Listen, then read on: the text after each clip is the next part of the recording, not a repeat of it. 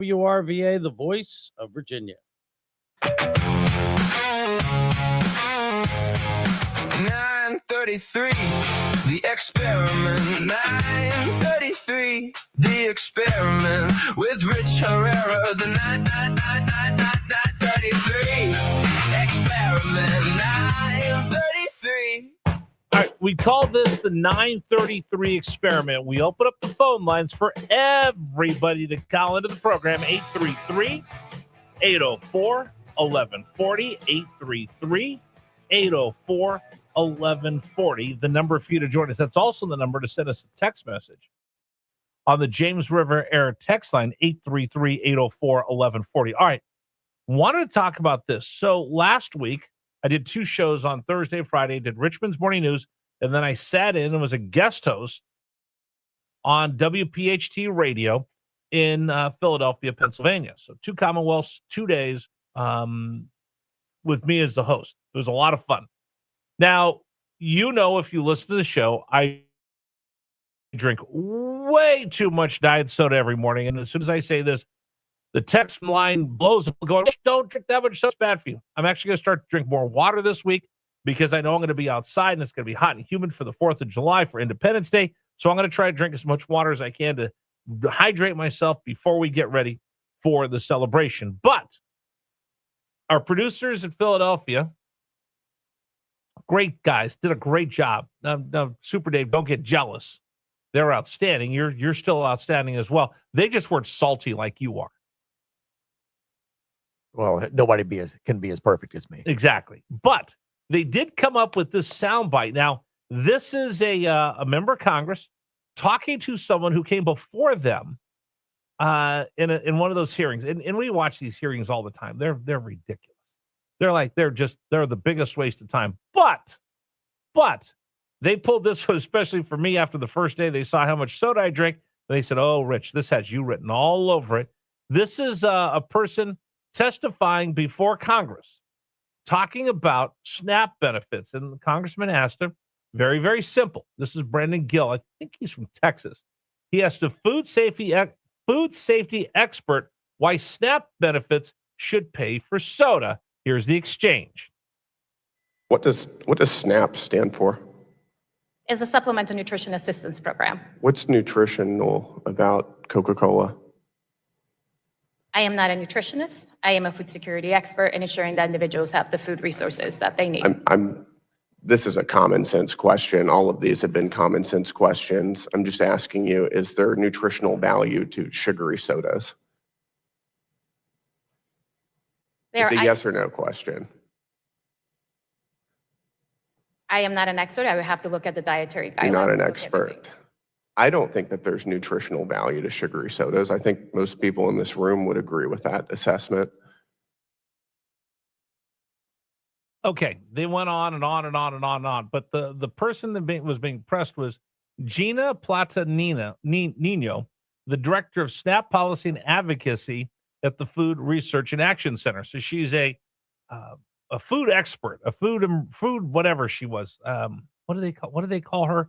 She was a food security expert. That's what it was. Food security expert. So she's asked over and over and over again, what are sugary sodas? Well, should they be covered under SNAP? I don't know. Well, do they have any nutritional value? I don't know. All right, so I'm going to ask this of you. We keep hearing about this over and over and over about how the big beautiful bill did all these things and they put all these people in jeopardy. And one of the things is they're taking away the SNAP benefits from people that have that depend on this, and they make out the administration, Trump, and the Republicans to be such horrible, awful, horrible human beings because they've cut back SNAP benefits. They're trying to weed out waste, fraud, and abuse. Now, if you're on the left side of the aisle, I get it. You don't like anything that Donald Trump does, and you question the administration. Fair enough. You're on the right. You go, well, some of this makes sense, doesn't it? Some of this doesn't make sense. I don't get any of this. So I'm going to open up the phone lines for you right now. 833-804-1140. 833-804-1140. Or you can send me a message on the James River Air text line. But I want to ask you this question. Your tax dollars go to go to pay for supplemental nutrition assurance programs. That way families can get the supplemental nutritional needs they need just to keep food on the table for the kids. I don't think anybody would ever complain about that. I know I won't. If we can help feed hungry families, yeah, do it. My tax dollars can go help. Yes, that's absolutely correct. Let's do it. You want to give to Feed More? Great. Let's do that as well. We are a compassionate people. We will take care of our neighbor.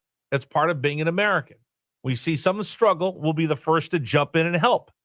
There's ever natural disaster. People will start raising money, donating money. There are people that jump in the car, drive miles to go help people. We are a compassionate people. We will help people that are down in their luck. We will go above and beyond to help people. That's part of what being an American is all about. It's woven into our nature. So with the SNAP benefits, 100%, yes, let's help people, women and children. Let's help people. We don't want anybody to go starving in this country. But now I want to ask you this big question, and it's very simple. Should there be a limit to what people can buy with EBT cards and SNAP benefits? You answer that for me. 833-804-1140. 833-804-1140.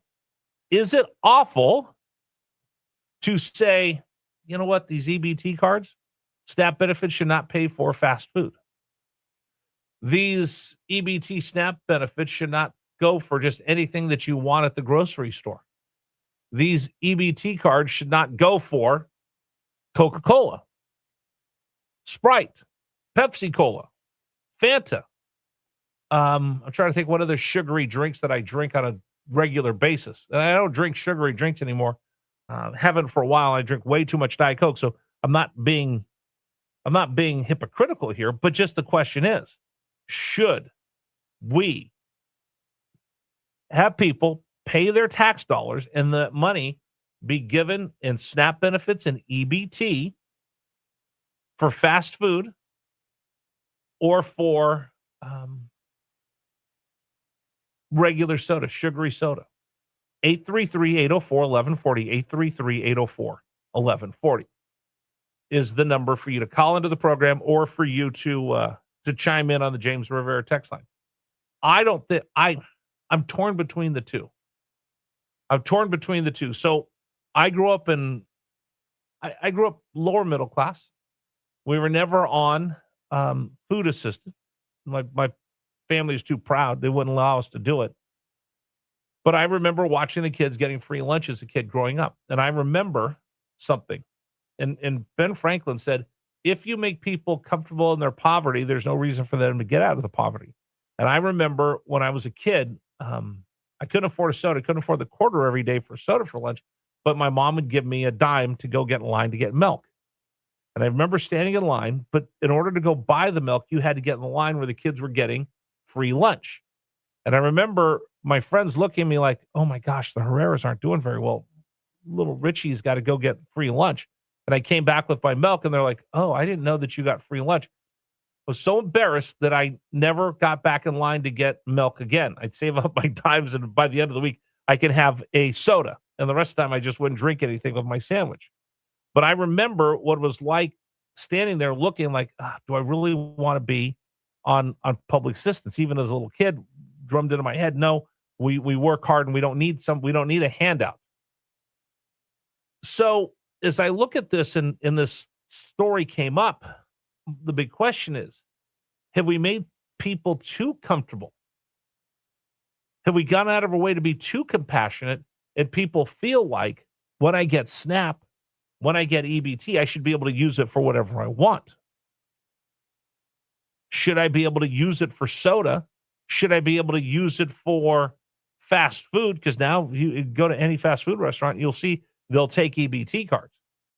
I was in a convenience store this week and they said, hey, if it's something that's prepared and heated, you can't use your EBT card for that. You can't use your benefits for that. So what exactly do we want to be compassionate and share with our fellow Americans when it comes to your benefits that they get? What are they entitled to? So if I have an EBT card, should I be able to go buy anything I want at the grocery store? Should I be able to go get steak and lobster? Should I be able to get crab legs? Because you see the videos like that. I don't know if everybody. I think there might be some people that have done it, but I don't think everybody has. But there are people that will take advantage of the system. So should the system have guardrails that I work hard for that money and I'll pay my taxes, but there's somebody who's getting the benefit of food programs paid for by me, waking up every morning at 3 a.m. coming to work, and they're benefiting from my hard work, from my labor that I pay into taxes, and they're eating better than I am.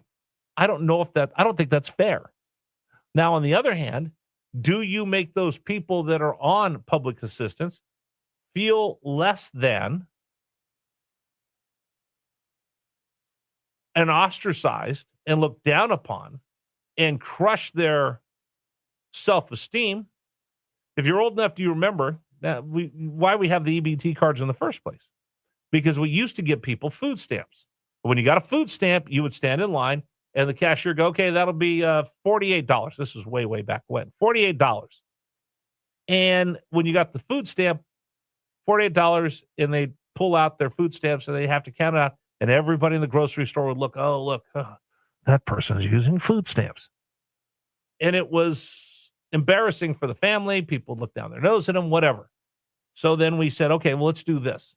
Let's give them an EBT card. They could swipe it. Nobody needs to know that they're using food stamps. We'll make them more comfortable being able to use public assistance, because public assistance is not there to shame people. It's to help people feed their kids. And I don't think anybody would argue with, let's feed a kid. But now you've gotten to the point of, are they so comfortable and they're using their benefits, their public assistance, to buy soda, which has no nutritional value? At least that's what the congressman was trying to say. But the person who was a quote unquote food security expert wouldn't answer the question, even though it seems pretty much I could tell you, and as much as I love soda, drinking a Coca-Cola is not going to give me 1 ounce of nutritional value. Is it? All right, you guys know the number. Phone lines are starting to go. Dave's screening them right now. 833-804-1140, 833-804-1140. If you don't want to talk on the air, you don't want to make your voice heard, that's cool. You can send a text message in as well to the James River Air text line, 833-804-1140, 833-804-1140. Let's go to Karen on line 1. Karen, welcome. You're on News Radio WRVA. This is the 933 Experiment. Hello. Hi. Hi, Karen. How are you? Good. What do you think? What I think is it goes beyond whether or not we should allow them to have all kinds of foods like liquor, wine, fast foods. I don't think you can buy liquor. I don't think you can buy liquor and I know you can't use public assistance for liquor and wine, but you can buy Coca-Cola and you can use it at a fast food restaurant. Right. So it goes beyond that, because now we're providing what's supposed to be nutritional food right. to people who are can't afford it. Right. And you don't begrudge that, do you? I mean, you begrudge helping feed people that are hungry? That. Okay. I don't begrudge that. But what I do begrudge is that if we allow them to have foods that we already know are dangerous to your health, then we're also putting them at risk for their health. And that we also pay for with our tax dollars. So I think if we're going to call it nutritional, right? Let's make it nutritional. Okay, now that it's going to help them. Okay, now I'm going to put you in their spot. Are you ready? Okay. Okay, so what if you were someone who was down in your luck temporarily by no fault of your own, lost your job, became homeless, whatever, and you got little kids to feed? I was there. Okay. How would you feel if in your benefits they just tell you you're only entitled to this, you're not entitled to that? Would that hurt your self-esteem? Would that help or hurt you try to get back up on your feet? No, it would not hurt me, because I want to do what's right for my children. I want them to have healthy food. And I was in that spot. I had no money. Okay. And when I had no money and 2 little kids to feed, I couldn't get on any kind of support, because I wasn't divorced, but there was no money coming in, Right. and he had an income, so I couldn't even get it if I wanted it. Sure. The bottom line was this: they didn't even take credit cards at the grocery store, and I had no money, What so did I you would do? have to put things on the credit card. I paid off credit card. It took me 10 years to pay that off. Wow. So no, I know exactly this situation and trying to feed your kids, but I wouldn't have fed them anything that was unhealthy for them, because if we are limited on the food that limited on the money you have to spend on food, you want it to be nutritious food, and that is that's the end in SNAP. So right. That's the I end. don't get it. Okay. So everybody heard what you Yeah. said. SNAP stands for Supplemental Nutritional Assistance Program. It doesn't stand for Correct. I'm going to get everybody a Whopper. That's right. And so if you really need assistance with food, if you really are down on your luck, then you should especially want healthy food. No, that's a great Yeah. point. And you've been there before, so you understand that. Because here's the one thing, Karen, that I'm going to ask you, just one more thing, if you don't mind. Just the stress of knowing that you're not going to be able to feed your kids. That's very stressful. Right. It's extremely stressful. It was horrible, and it was for and it went on for 3 years. And yeah, it's very scary. It's very stressful, and I ended up denying myself for the children, which is what most mothers do anyway, I would think. But they never got Coke, and they never got chips, and they never got that kind of stuff. They got fruits and vegetables and meat. You know. And that's what we got. Right. No. I mean, that's Karen, I'm going to tell you this. I appreciate you sharing your story with me, because I think a lot of times as conservatives, like, we just want to yell and scream, but we don't often have the empathy to put ourselves in another position and look through someone else's lens or in their shoes when we start talking about these things. Because again, I completely understand it's stressful. You don't want to put undue stress on that parent that needs the SNAP benefits. But then again, there is a responsibility for you to be a good steward of that money that the rest of the taxpayers has given to you to help you get back up on your feet. And we don't want to have them have a health issue because they're not eating correctly. And I mean, I do some work with food for people who 1 minute. do not have the money. And we make sure the food is healthy that goes in those lunches. I only that got we 30 pass seconds. out. Do you get pushback from them? Like, no, I don't want this. This is boring. This is bland. My kids want this. You know what? Those people are thrilled to get the food. They are happy and they thank us. Karen, you made my day. That's why we do the experiment. That's awesome. All right, that's going to do it for the experiment for today. Again, we just opened up the phone lines for just a little bit at the end of the program. Get an opportunity to talk. And sometimes it's going to be great. Karen, I'm going to think a lot about what you had to say. Other times, we'll see what happens. You never know what's going to happen during the 933 experiment. But thank you so much. All right, that's going to do it for our program for today. Time for our national anthem, brought to you by Freedom Services, a training, the biggest gun store in town, located in Mechanicsville. All right, I will be back with you tomorrow morning at 6 a.m. I get up every morning. Our whole crew does, because there's some things we believe in. For me, I believe in standing up for my family, standing up for this great country that I love. That's why we get up every morning and bring you Richmond's Morning News here on News Radio WRVA.